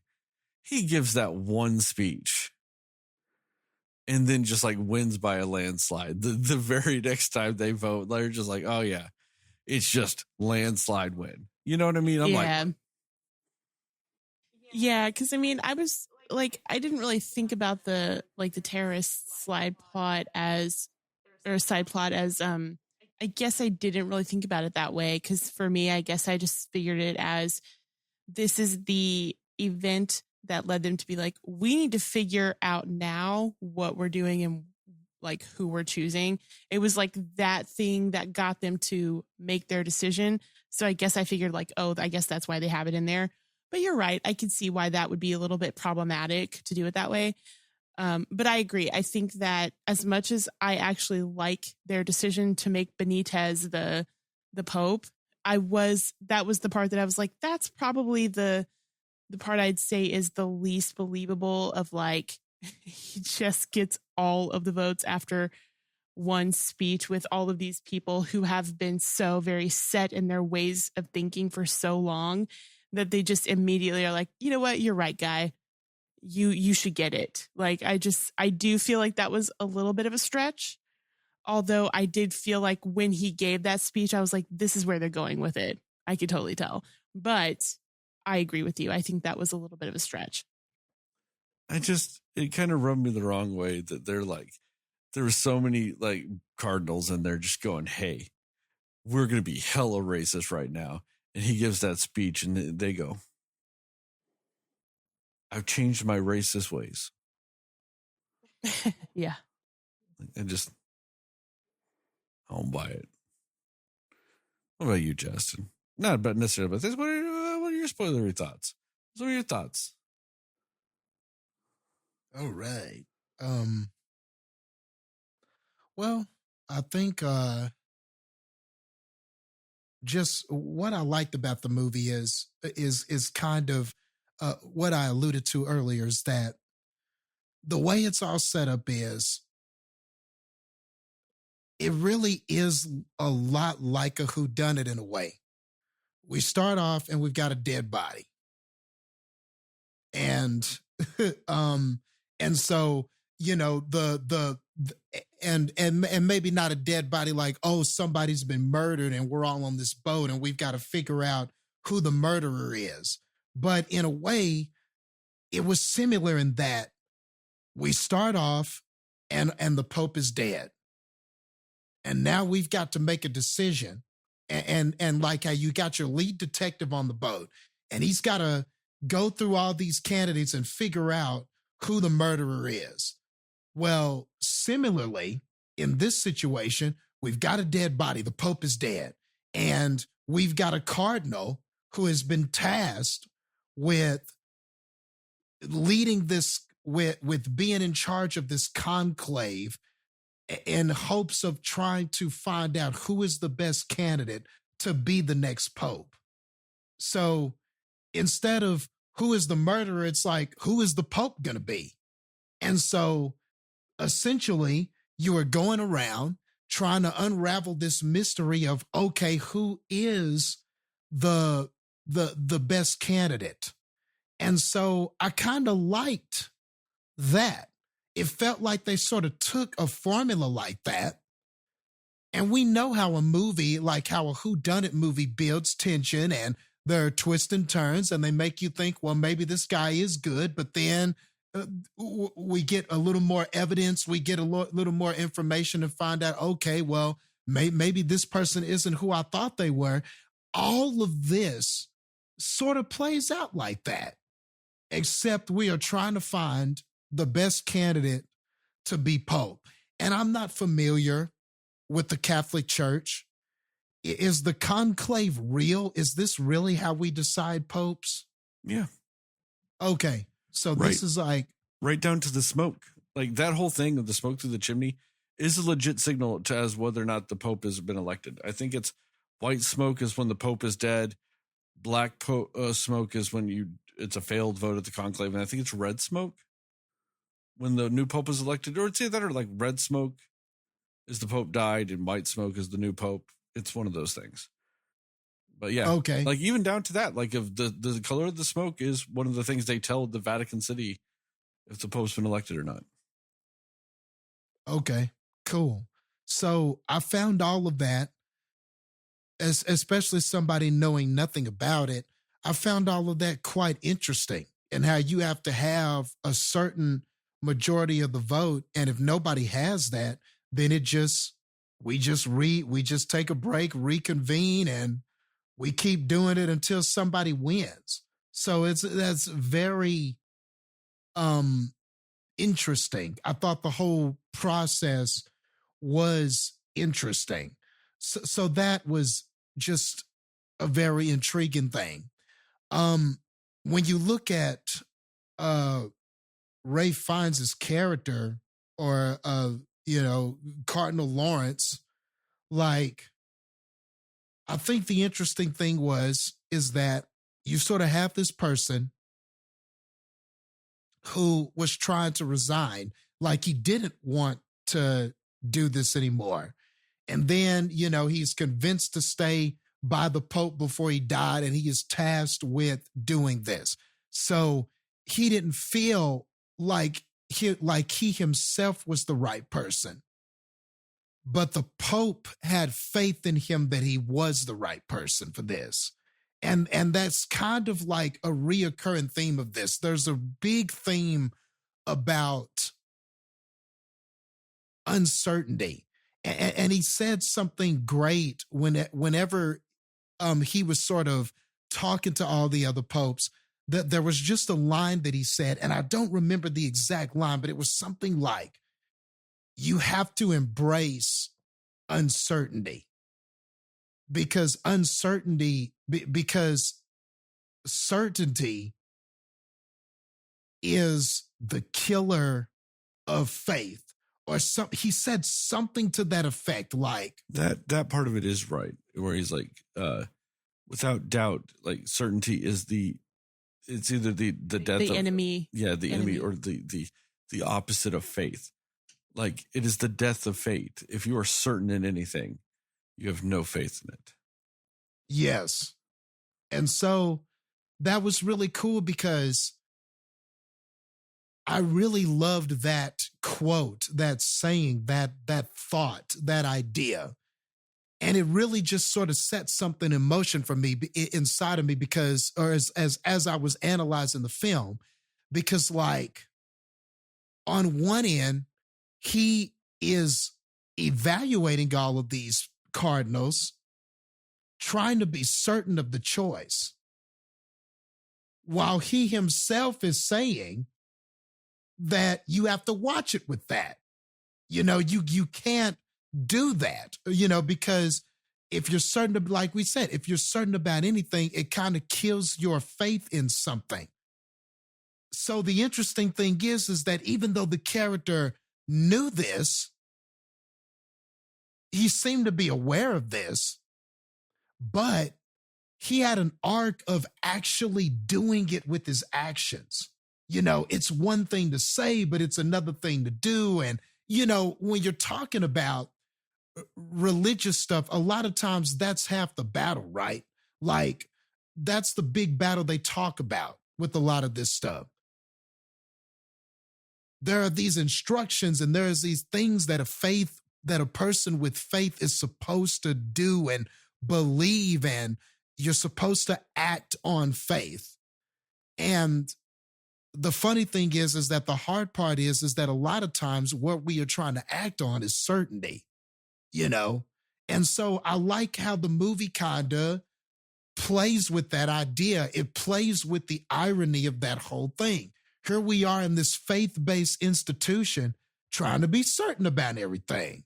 So I like the relationship with Lawrence and Stanley Tucci's character, Bellini, where I'll just say they seemed like cardinals on the left. They both kind of had similar views, had similar thoughts about the other cardinals. Both, I guess, fell on that side of the left, but in an interesting way, both kind of didn't want the responsibility. But Tucci's character, Bellini, felt like, well, I don't necessarily want to do it, but I will do it because I'm the lesser of these other evils. You know, I would be better than this person. You know, we definitely don't want Tedesco to do it because Tedesco is racist and, you know, has these traditionalist views and he doesn't like, we definitely don't want this cardinal because this cardinal is anti-gay and all of this kind of stuff. So like, even though they're talking about who should be Pope, in today's political climate and times, a lot of these conversations mirror what we talk about. You know, I've even heard people say, well, not to get into the right and wrong of it, but I talked to a lot of people that said, I don't like Kamala Harris and I don't like Donald Trump. I'm just voting for what I think is the less of two evils. You know, you hear this kind of conversation with people, even when we are making just political decisions and stuff. A lot of the conversations these cardinals were having mirrored a lot of the things you hear with people. Well, anybody but him sort of mentality, or anybody but them, or anybody but this person who believes this, or, oh my God, could you imagine if this this African was the Pope. Like, you know, like these are all things that you imagine you can imagine other people saying this. You could imagine other people with differing viewpoints or racist viewpoints or homophobic viewpoints, or you could imagine some of these conversations taking place. Like you could imagine that this could happen. So when I'm hearing this dialogue and I'm getting all this political intrigue and all of this stuff, a lot of it makes sense. A lot of it felt real. It felt authentic. It didn't feel like too much hammy stuff was happening with the dialogue. So as you're and the movie does do do you a service and gives you a lot of twists and turns with people. You think, okay, this person is all right. But then some events occur and you're like, uh-oh, well, I didn't know him like I thought I knew him. And then, you know, ironically, the person who you know the least about, and I think that was part of the film too, ultimately winds up being possibly the strongest candidate. So that's kind of some more irony of the film. But then you find out that person, while is not the quote unquote perfect candidate either, when you look at just sort of some of the ideals of the church and everything, the traditionalist ideals of the church and everything like that, perhaps this person isn't the perfect person either. I was slightly confused about that part, just for the sheer fact. Were they saying that the new Pope, it wasn't that they were trans or anything like that, or were just like a woman? I think they were more or less saying they were intersex, right? Mm-hmm. Intersex. Yeah, they had both female and male parts. Mm-hmm. Yeah. Okay. So but that's the thing, is I don't technically think that disqualifies you from being Pope even within Catholic canon. Because you're not a guy. And I'm being reductive because that's how it is in like Catholic law. It's You have to be a guy, you have to be a man, you have to be a male, you have to be a priest. You know, so it is reductive in its own thought process. But I think also, whilst being that reductive, does that disqualify them? Because it's not like they're not. And it's probably not like a specific rule about that, because that's not common to be a thing. Yeah. Exactly. Mm-hmm. And that's the thing is, I just don't think that would actually break Catholic doctrine for somebody that is intersex to be Pope or cardinal or anything for that matter. Yeah. But it's interesting that he felt the need to not share it because he felt like they might try to find a way around it. Like, you feel like that's kind of where he went with that. Can they do anything once they're Popified? Like, once you sign your Pope contract and you do your little Pope ceremony, like where they put the vestments on and you are Pope, I actually don't think there's a damn thing they can do at that point. I do not think there is any way in the Catholic Church for them to like impeach a Pope. Outside of technically, I think just killing them. I think that is it. You might be able to. I'll have to look, because there's a lot of crazy Pope shit from back in the day. Like, there was a guy whose uncle was Pope and then he became Pope, and then they ended up going into like a Pope war with each other. Like, because one was like, I'm the Pope, and the other one's like, no, I'm still the Pope. And they had like a Pope battle and shit. Like, there's a lot of crazy shit in the history of popes. Like, there are people that have been like Pope for like a day before they're like murdered. It's crazy. Wow. Yeah. But I'm just trying to think if there is anything that could like I said, like a Pope impeachment, which I don't think there is. Because technically, according to Catholic doctrine, I think technically, if the Pope is wearing certain garb and sitting in a specific location, I think technically the Pope becomes infallible at that point. Like certain things that are said by the Pope in that instance aren't considered infallible. See, that's the thing is I don't know too terribly much about the intricacies of the Catholic Church. I've just dated a ton of Catholics. And, I don't know either, but even if maybe that's not written somewhere that like an intersex person can't be Pope, I could definitely see how if the other people voting or the other people investing or the other people making these decisions found out about that, how that might be problematic.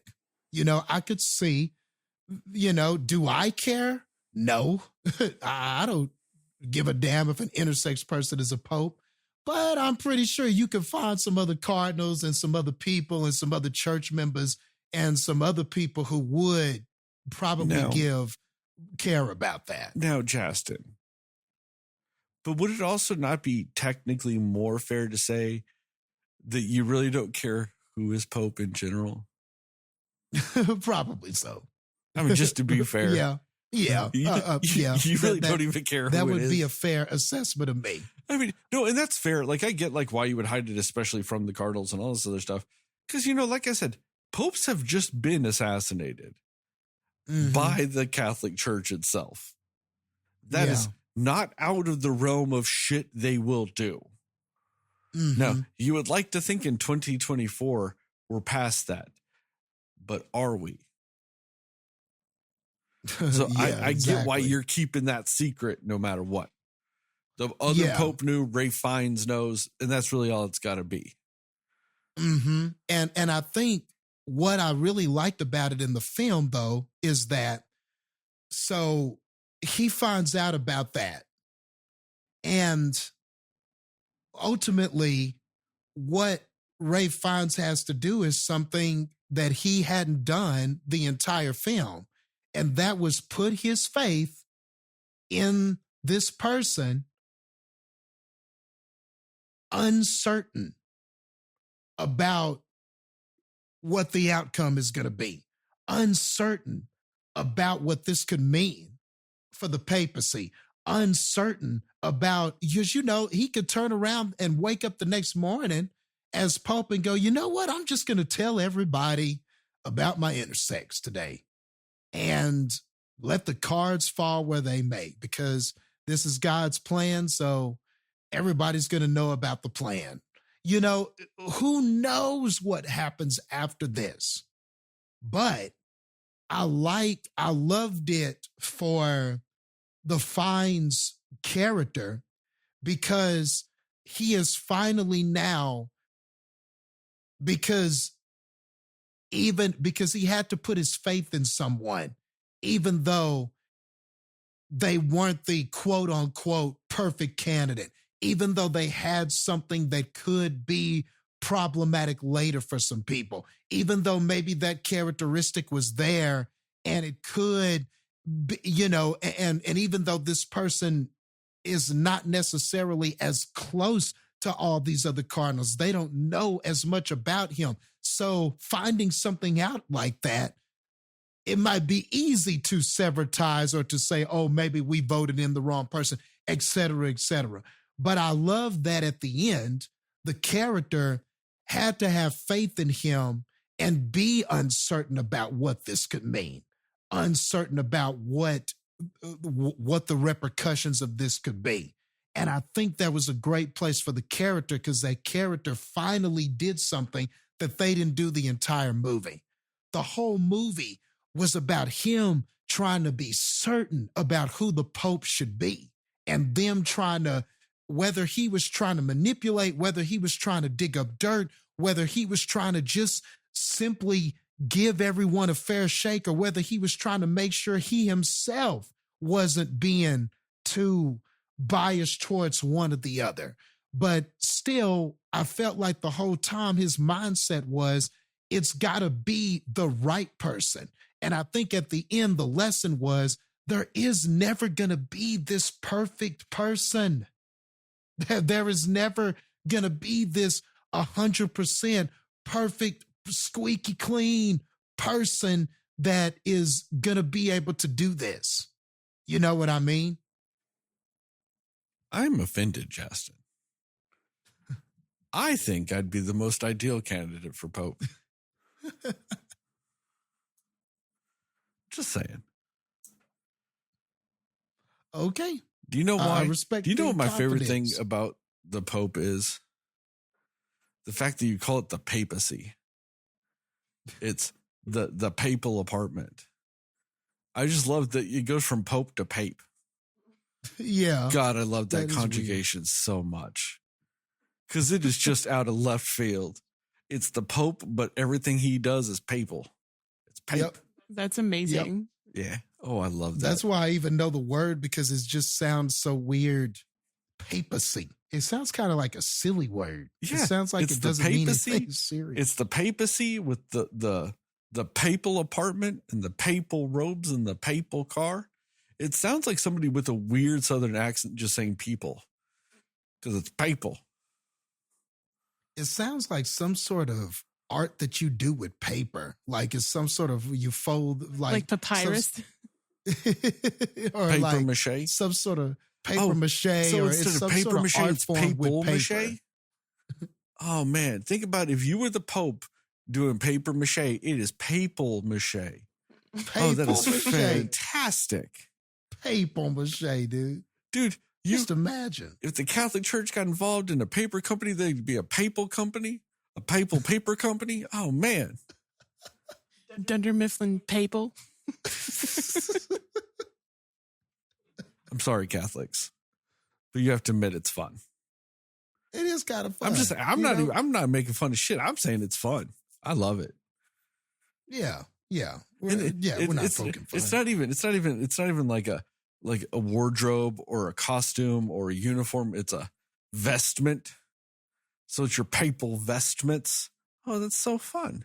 Like, I mean, come on. They have all those weird little silly things they do. And you like, that's charming. Like your Pope dies, you got to rip that ring off and knock the top of it off in the room.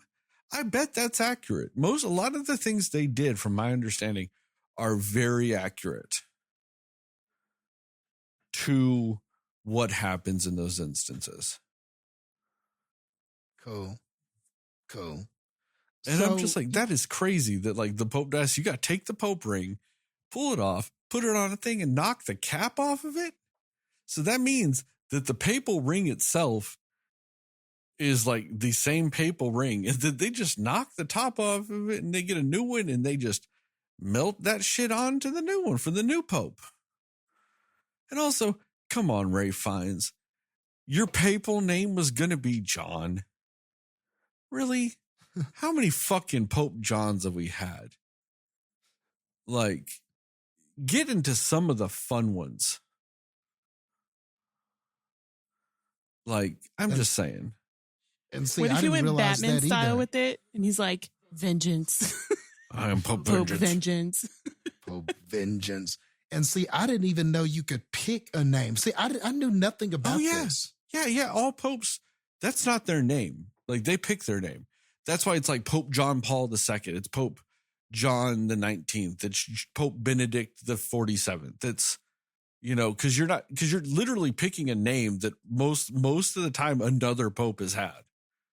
So you're like, I am Pope Benedict the Fifth, because 4 other papal, or popes have picked Benedict. Yeah, that is a big part of it, Jastin. Like Stanley Tucci's character said, not a cardinal in here hadn't thought about what their pope name would be. And this motherfucker sits there and goes, John. Come on, man. And honestly, and Stanley Tucci's character sat there and went, it's a good one. Yeah, because there's been like your Pope John the 800th. I honestly think that Stanley Tucci's character should have just used his name. Pope Bellini? That's cool. That sounds great.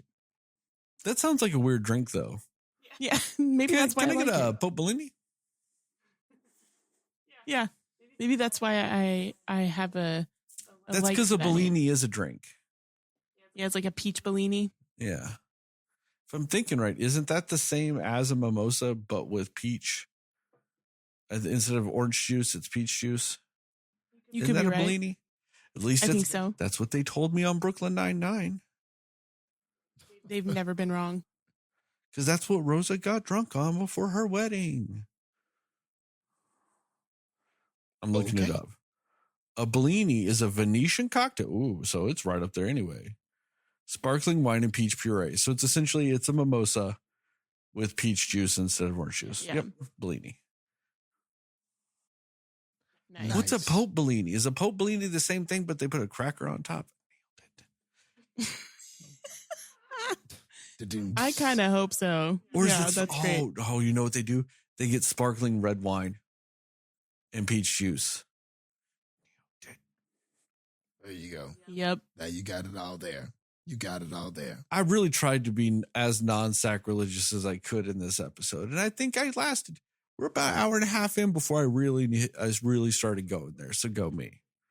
Proud of you, man. That was good. Except I think earlier I was talking about how there's not enough fucks in this Catholic film. And that, like, I'm surprised there isn't that line of, we're the fucking goddamn Catholic fucking church. So, yeah, I guess that's technically when I broke that streak. Yeah, true. You did indeed go there. Sorry, guys. So that was the Sterling Sacrilege Minute. Please continue, Jastin. Yeah, and the only other thing I had was that was just kind of the like stuff. The only thing I would say were dislikes or anything like that is just that there are a lot of plot contrivances where, you know, I wasn't mad at anything, but definitely there are things that happen that need to happen in order to move things along. Like, for instance, okay, Cardinal, the African Cardinal, Adeyemi, something like that. Okay, so he had this relationship with this other woman, and you have the woman come there, and she's just there, like, there's no way to calculate that by her just being there, he wouldn't have been able to hide that or be like, oh, she's here. Well, I'm not saying nothing. I'm leading in the polls. You know, I'm not going to say nothing about it. I can control myself because I'm leading in the polls and stuff like that. And I could just, you know, I just feel like even to bring that person that this cardinal has history with there still doesn't guarantee that the perfect thing is going to happen to make that person lose votes or to make that person, or that the truth was going to come out. Like, just their presence there doesn't guarantee any of that is going to happen. So that just felt like kind of like, okay, I get the plan is to have this person present, but unless the plan was for this person to just straight up tell everybody, hey, he was fucking me and I was only 19 years old. Unless the plan was to have that person be there to tell everybody or something like that, it just felt a little contrived that all I need to do is get the person there. And I know shit is going to go sideways. I don't think you could have known that. I don't think he could have been quiet the whole time. Like, what if she got assigned to laundry duty and she was literally in the washroom the whole time? Yeah. She could have been assigned anywhere. She could have been, because you weren't allowed to make it known why that you did this. You were trying to kind of keep it under wraps. So a lot had to happen that you couldn't calculate happening in order for that whole thing to happen. And that's what I mean by it, just plot contrivances, hidden notes behind a wall, the bomb going off. Yeah. Like I said, I get they had to have it so that he could have that rousing speech, but you're just like, Yeah.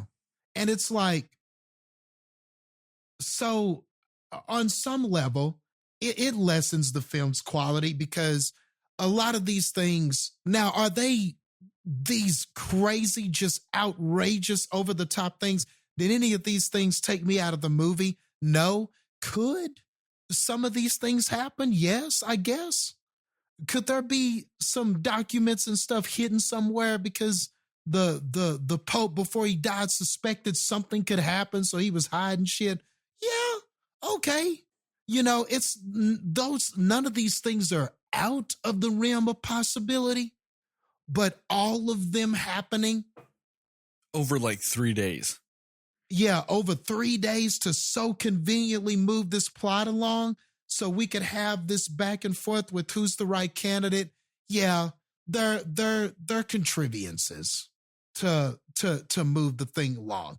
The what makes it more forgivable though is the performances you get out of it. Is Fiennes reacting to the notes and then having a conversation with his friend, with Bellini, and then Bellini then revealing some of his other motives and everything like that.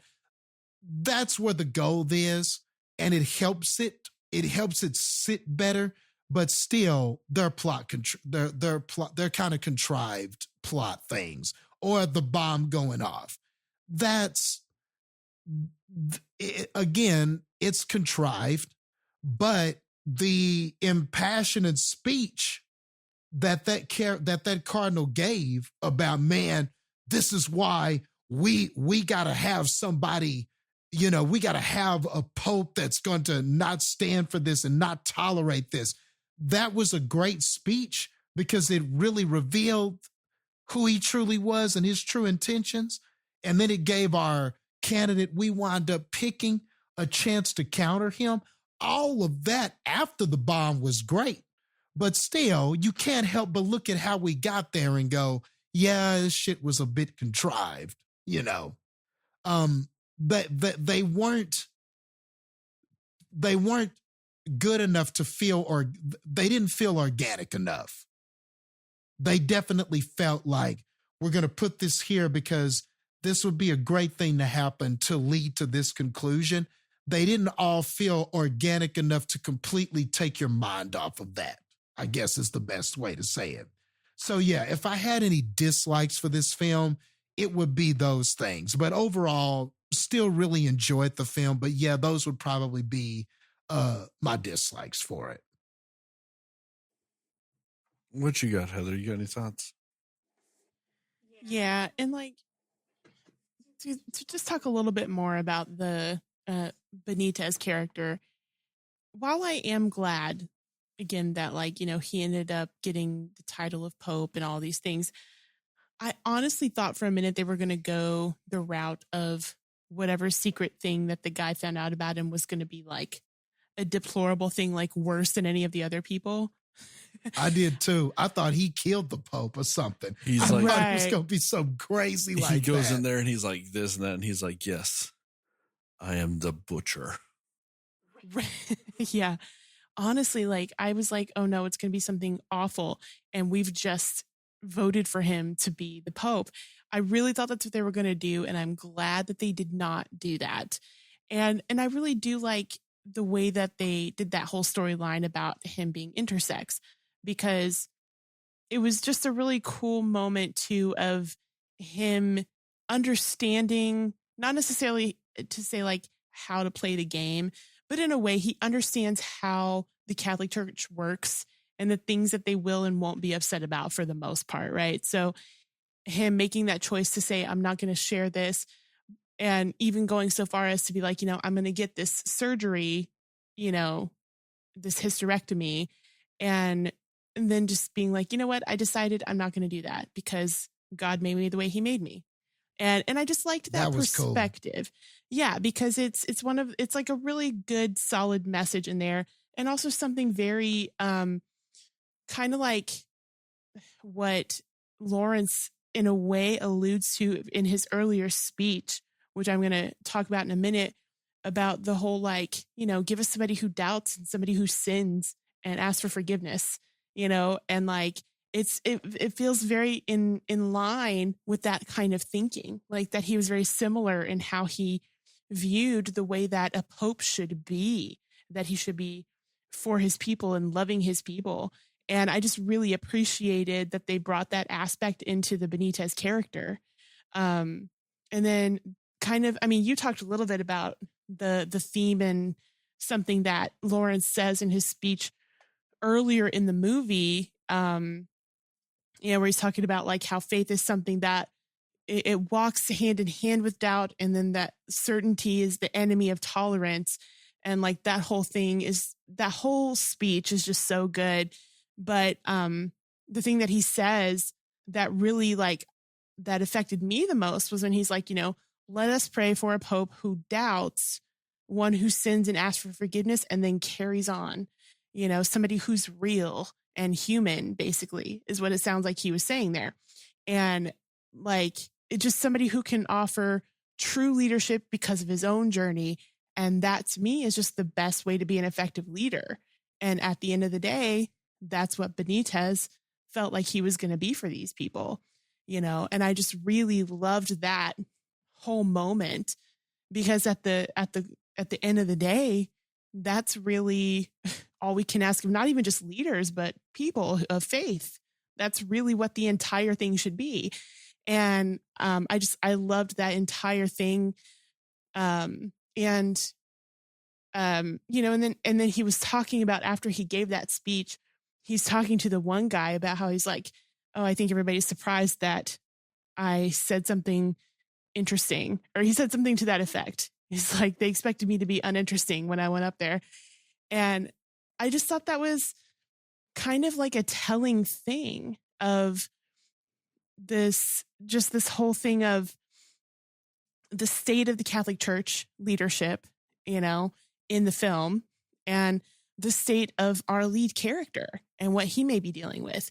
And I just feel like that one line is very telling of what he thinks about his position, but what he also thinks internally about what he's dealing with. And I just think it was a really great moment. And it was just, that whole scene was so powerful, in my opinion.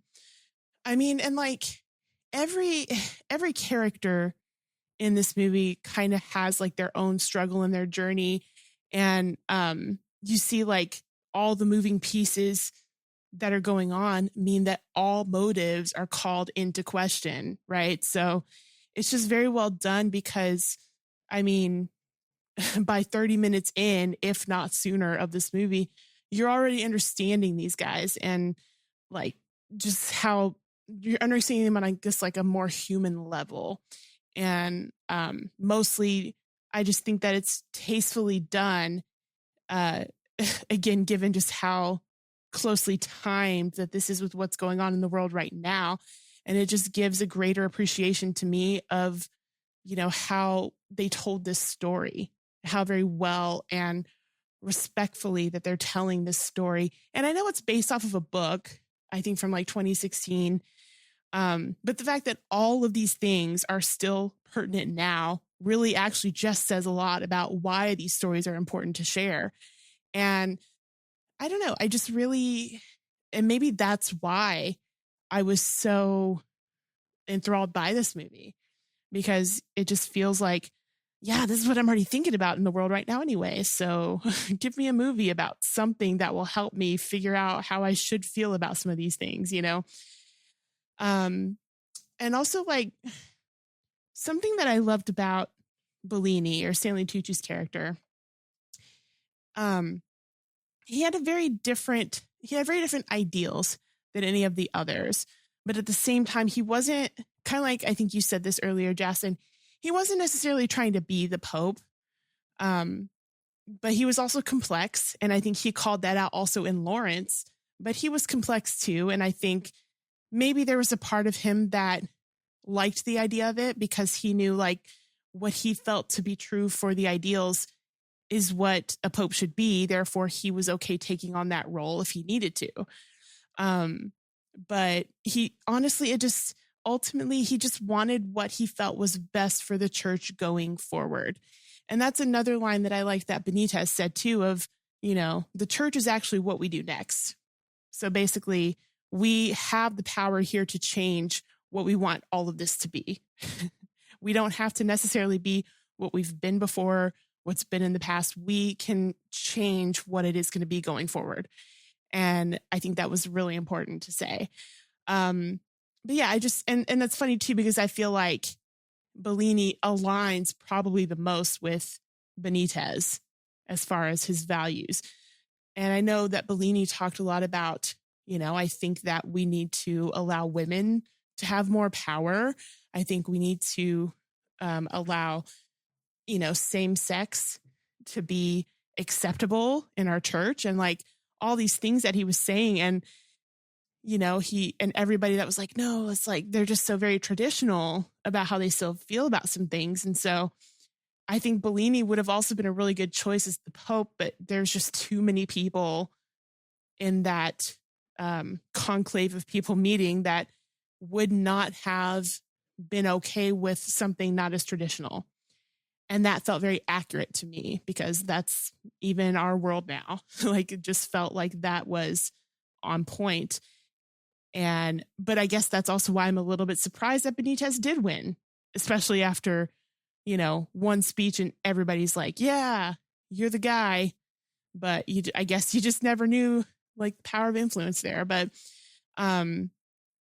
yeah, so I don't know. I just feel like the whole it was just kind of satisfying to see that at the end of the day, Benitez getting this, but also in a sense being somebody that like everybody else traditionally would consider like, you can't do this job. There's no way. Essentially, it would almost line up with saying like, we could never allow a woman to do this job. It was the closest you can get to saying that without saying that with who this character was that we find out. And I love the fact that it's like, cool, he's the one you voted for. You put it aside, you not knowing that about him and just going off of his morals and his values. This is who everybody decided was the best option. But because of like, when you take those blinders off and you're just being biased with whatever biases you have, you never would have voted for that man. So I love that they made that point and how satisfying it was to be like, cool, yeah, this is exactly the person that you guys should have voted for. And you didn't have the information to be biased about it, So I think that it made sense why he didn't want to share that. And I also just like at the end how Lawrence, it kind of seemed like they fast forwarded a little bit when he was, retired or got out of the game or whatever you want to call it, right at the very end there. And just kind of seeing like it felt like peace or relief that he had on his face about like, I'm okay with this. I'm okay with how this went. I can live with the decisions that I've made during that time that I was there, and it was just kind of a really cool way to end the movie, not even saying words, but just in facial expressions or tone. So yeah, I just really think how all of that came together was it was a really important message wrapped up in a very respectful way to where I think anybody, whichever popes or cardinals ideals that you lined up with, you can understand the other perspectives. So yeah, I love that this movie came out when it did, but the way that they made their points about their ideals was very relatable and very tastefully done.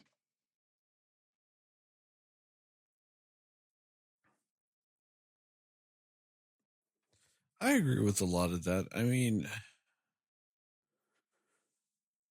when it comes to Lawrence, especially, like, I think that that's one of the big driving forces of this movie that really ends up making it feel very nice is the journey that Lawrence goes on of crisis of faith to my friend dying, to crisis of faith, to I have to do all the shit that I don't want to do, to, hey, there's some shit going on.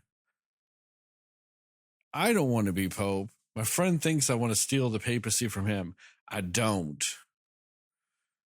I'm accidentally, by doing these other right things, I'm accidentally becoming the favorite to be Pope now. And now my friend is even like, hey, fuck it, go be Pope. I'm like, all right, I'm going to go be Pope. And then a bomb goes off after I vote for myself. And now the only two options are right-wing fascist and guy I met 2 days ago. Like, and I'm fine with it. Like, it's an incredible journey over a couple of days, you know. And I thought that there were some like interesting things, and there was like the turtles. It was like, oh yeah, he got gifted these turtles, and they just love running away. And he's just walking, and he's just like, hey, look, a Pope turtle. A Teenage Mutant Ninja Pope turtle. Oh, a Teenage Mutant Papal turtle. God, that's what I should have said. Anyway. You know, it's like those types of things. It's just like, I thought it was a really nice like journey of that stuff, especially whenever he's, like I said, towards the beginning when he's giving like that opening prayer or that opening speech or whatever. And he's like, yeah, like doubt is what we need for faith. Certainty is the death of faith. But then like, you know, Jastin brought up and all this other stuff. This man is like on a mission to be certain. Like so much so that he is breaking into the dead Pope's room. Why did nobody address that? Why was nobody sitting around going, man, who the fuck went in the Pope room? We ain't supposed to be no Pope room. Look, people in the Pope room. Nobody said a damn word about it. And it's not like he hid it. That ribbon was all kinds of cut and shit. Like, come on. But also, like, why were him and that nun doing the same investigation at different times, but not admitting it to each other too? Like, why was she gonna go in the Pope room? Was she there to break into the Pope room? It did feel like that. And then she's like, but the ribbons are gone. And what was he doing? What was that bullshit of him going, oh shit, the light. Motherfucker, the ribbons are cut. They know you're in there. You're not hiding shit. But then also, why was Stanley Tucci standing in the hallway and yelling at him about taking the papacy? And no one came out in the hallway then, but whenever that woman's yelling at other, like, African cardinal, he hears, like, the direct conversation. Like, what the fuck is this hallway? Yeah, that's true. I think it just some of that goes down to what Jastin said of, like, these weird little plot points that are just designed to move the story to the next part. Like, this is one of those movies where it's like, it's got great sections. It's got weird transitions. Like, when it gets to the next section, that section's great. I could see that. Yeah. But God, it's so weird. It's like if we watched like Killers of the Flower Moon, but they use those old school star wipe transitions. They're just built into all the computer stuff. It's all star. What? Whoa. You know what I mean? Like if you use the preset transition things. Also, this is 2024. Why is there still star wipes in things like Final Cut and Adobe? Like, what is this? This is not 1992. We are not cable access. We are not doing Wayne's World, guys. But I'm just saying, like, it's weird like that. It's just weird transitions. And it's like, what? Well, maybe smooth those out and it would have been better. It's still really good because those sections are really good. But it's like when you go to one of those subpar amusement parks where you got like a really kind of fun and cool ride. And then your walk to the next ride is just kind of nothing. Like not even an interesting food choice. It's just maybe some lemon ice. Maybe a cotton candy. You know, and that's it. Nothing real exciting. Then you get to the next ride and it's fun. You gotta walk to the next one. You maybe got a t-shirt shop. You're like, okay, you gotta got to fill in the gaps here a little better. Yeah, just how like inorganic it felt. Like I remember years ago we did that Scary Stories to Tell in the Dark movie, and we had the same kind of complaints about just some of the like conveniences of the plot. Oh, we need this machine and we have it. And, you know, oh, this thing, tape, and we have it. And then this tells us that this thing, you know, this stuff that was from years ago is working still. And we can put it in this machine and hear the recording of the ghost or whatever. And this, to me, it's a similar kind of thing. Like, you know, he breaks in there. He's all, you know, he breaks into the Pope's room, Papal Gear Solid or whatever. And he's like hiding and ducking. And then he finds the secret note and the note has all the answers. It's just, you know. Did that not play out like the weird puzzle quest you got to do in like Resident Evil 2? Oh, go find the blue gem and put it in the left eye, and go find the red gem and put it in the right eye. Then you got to find the left key and put it in the right door, and find the right key and put it in the left door. But watch out. Then you got to find the tree emblem, but you don't put it in the tree spot. You put it in the sun place. And like, okay. Yep. Yeah. Like, it's just like all these things. Like, it did feels like something like that. Like I'm surprised he didn't solve a puzzle or move the arm of this chair over here and then this over here. And then when he puts the chairs together, it makes a picture of Jesus or something. And then the wall moves and then he goes down into this chamber with all these secret documents. Like, it almost could have been that, you know, and now it wasn't that crazy, but it still just stood out as a little too convenient, you know, just like bringing the woman over and everything conveniently happens to reveal that this African candidate may not be the guy, you know, and then like, so you just hate that those things stick out like a sore thumb, because everything that happened before and after was great. I even loved the conversation with Cardinal Ademi that he had. Excuse me, where afterwards he was like, man, will you pray with me? And they prayed together. And he was like, you know, ask for forgiveness. And he was like, man, you know, why can't I still be Pope? And he was like, man, I didn't say you couldn't be it, man. I'm not here to disqualify you or anything like that. But this is up to the voters. You know, all of them are going to talk. You know that you're going to lose votes. It's probably over for you. But that doesn't mean we can't pray. That doesn't mean you can't forgive yourself. That doesn't mean that you can't move on and be a better cardinal. I liked all of that. I liked the resolve of that and the realization that, yeah, I can't be Pope because, yeah, I was fucking up and hiding and this was some really bad shit. But I like how he prayed with him. I like how, you know, there was never anything where Cardinal Lawrence was like, oh, you'll never be a pope in this town again, bud. You know, there was nothing too stupid like that. Everything. Although that'd be the most fantastic line.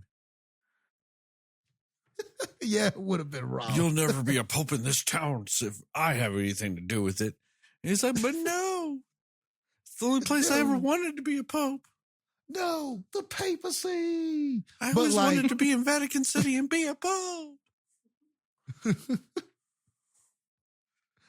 Yeah.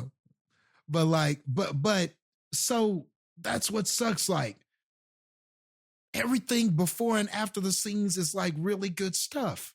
But it's just the scene to set it up, though, just felt it just didn't feel organic enough. It felt like a writer going, ooh, this would be juicy. It just felt a little bit too much like that. It just felt like a little too much like a writer going, oh, a bomb blows up and there's dirt on everybody's Pope robes and this guy's going to talk in this militaristic, like, it feels like a writer wrote that. I get what you're saying. It didn't feel like happenstance. I'm sitting here watching that and they're all in that room and they're all just still covered in dust. And I'm like, that wouldn't happen. They would change They couldn't wash up.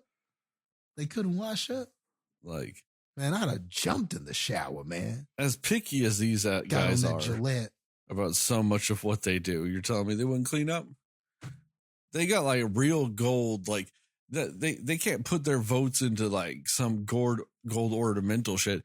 Nah, that shit's all solid gold and shit. And you're telling me that they're like, nah, we have to keep the fragments of the dust of the conclave on us.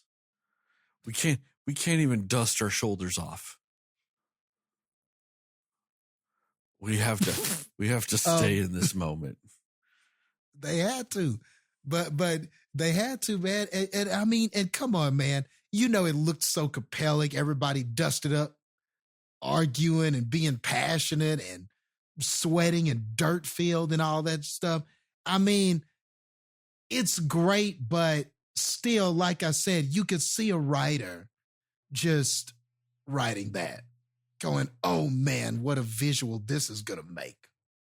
But, you know, it just didn't feel organic. Of course, they would have cleaned up and reconvened at a later time. You know, they just would have. Like, so yeah, it's just little things like that, man. Little things like that just drag it down a tad.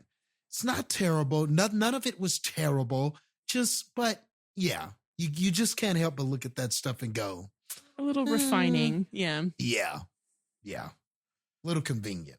It just needed some better editing, like story-wise. It needed better story editing to just kind of tighten it up a little. Yeah. So it's not as loosey-goosey. Mm-hmm. Yeah, you don't want all that stuff running out, you know. Let's get it in there and bottle it up. You guys got any more thoughts about this here movie? I'm good. What would your Pope names be? Good question.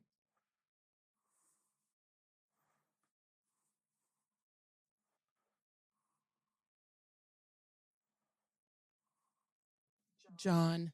I'm just kidding. I don't know. Percival. Pope Percival.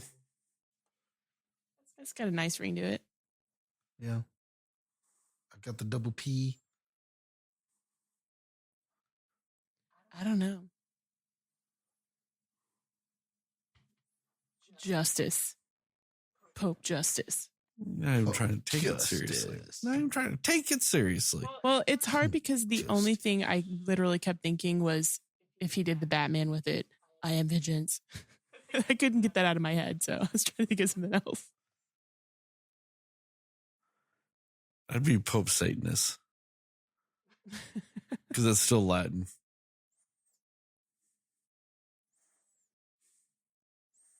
Or Pope Diablos. Something like that. That'd be fun.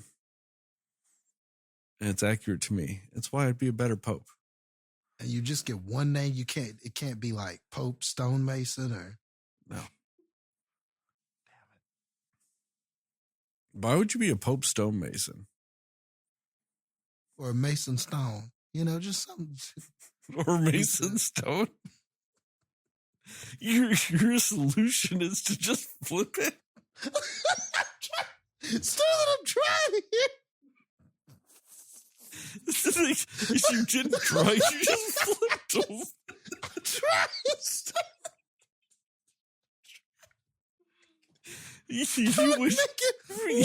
You went from a job title to the name of a 1950s like noir detective, Mason Stone.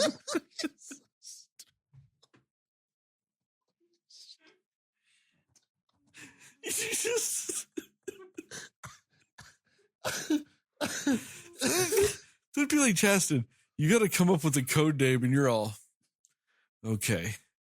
Then you got it, and you're like, yeah, Taylor Jastin.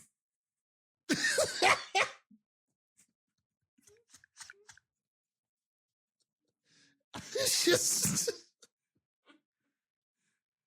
Did I do it too confidently? Was it just, I just flipped it.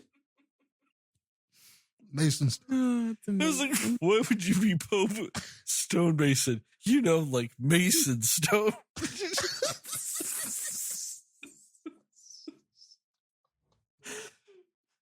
I mean, to be fair, that's closer to an actual name than Stonemason. Because stonemason is either your occupation or your name is Mason and you got gorgified like Medusa and turned to stone. I like Mason Stone. I really think it was the confidence that you came out with it with. You know, like Mason Stone, obviously.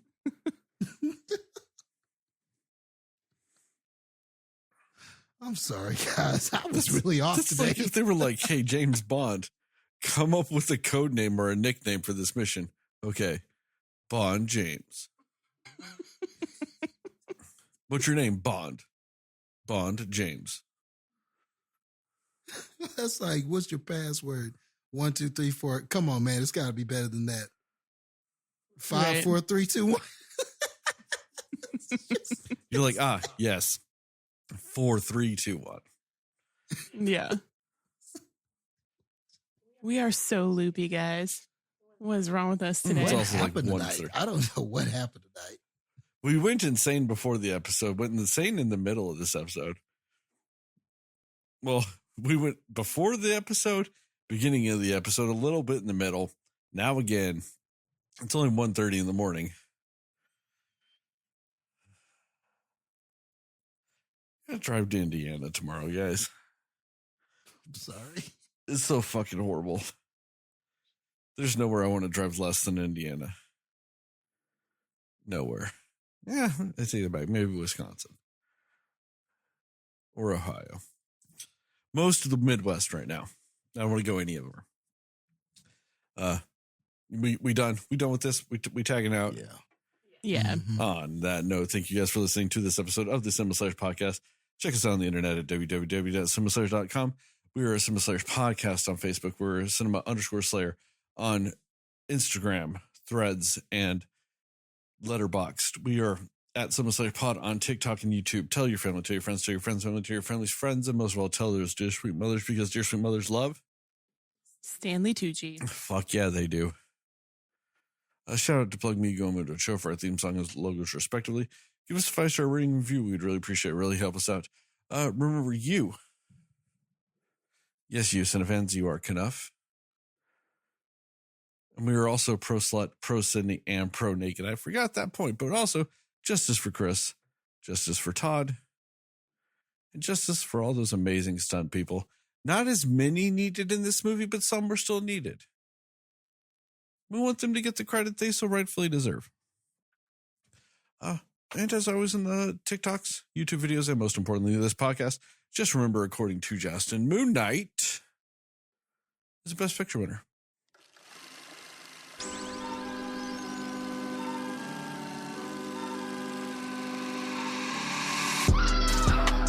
The sad thing is, the picture that Jastin reacted to at the beginning of this episode, I don't even think is one of the worst ones.